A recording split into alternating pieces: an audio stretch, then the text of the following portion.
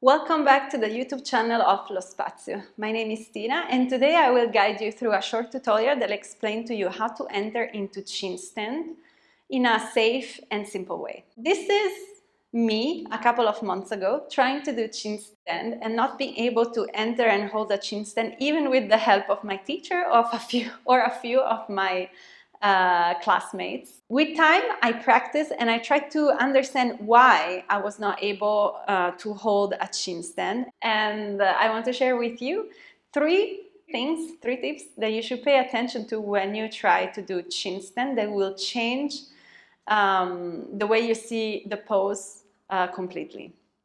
So we tend to think that to be able to enter in chin stand, you need to be extremely strong, you need to be extremely good at balancing onto your hands, but this is actually not very true. So chin stand is more of a matter of finding a way to change the point of gravity in the right place. So move your body weight forward onto your hands and chin in a way that then lifting up the legs becomes almost effortless. And yes, you will see that it's not that hard. You don't need extreme levels of flexibility into your legs to enter this pose. You don't need extreme level of strength to be able to hold this pose. You don't need extreme level of flexibility into your spine and into your neck to be able to hold this pose. And no, you don't even need extreme levels of courage to try to do such a crazy pose. The three things you need to pay attention to are quite simple. The first one is creating a big base for your chin stand. The base is given by the position of your hands, which I suggest you to keep the hands with the fingers pointing outward, not forward, not back, but out to the side, right under your shoulders. The third point of your base is given by your chin. And in this position, you want to place the chin as far out as possible. How can you place the chin as far as possible from your hands?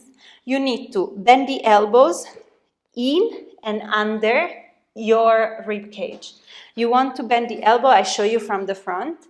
I will bend the elbow in and back, so to reduce the distance between my two elbows. And I will place them under my rib cage. So I bend the elbow in and back, and I try to place my rib cage onto my triceps and elbows. In this position, I'm able to put the chin as far out as possible. Once I'm here, I will then tuck the toes and lift one leg, and then the other one.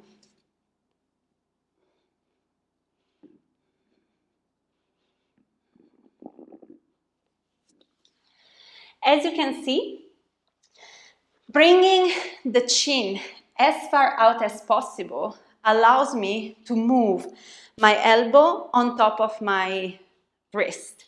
And this is the third thing that we need to pay attention to, having the elbows right on top of the wrist. Why? The base is what gives you stability and what redirects the weight of your body onto the 3 points. The further the chin, the bigger the base, and so the more stable the pose. The other thing is bending the elbows back and under the rib cage allow you to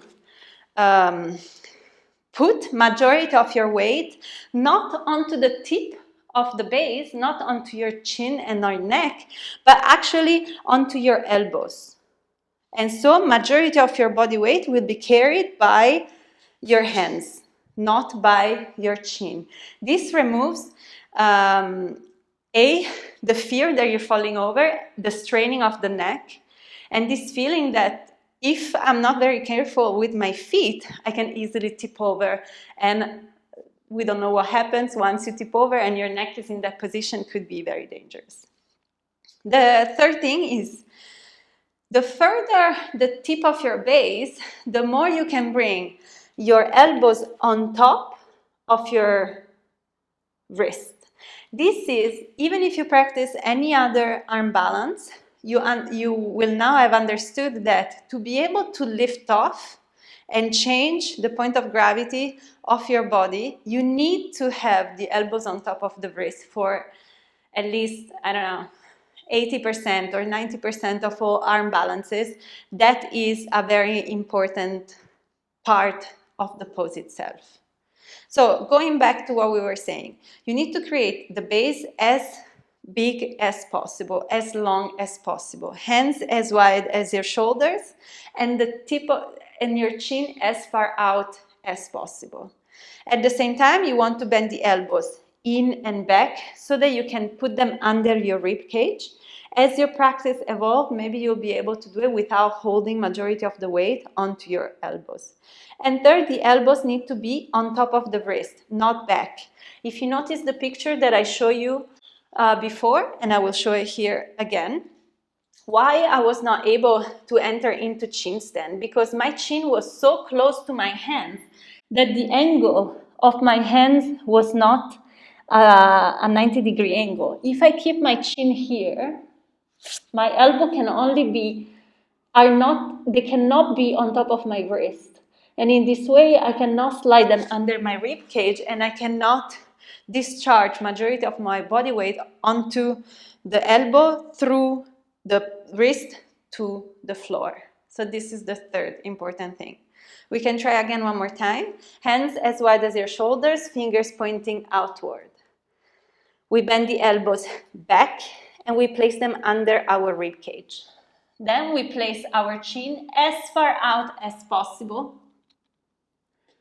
From here, the elbow should be on top or in front of our wrist. From here, we extend the legs. We kick one leg up and then the other one.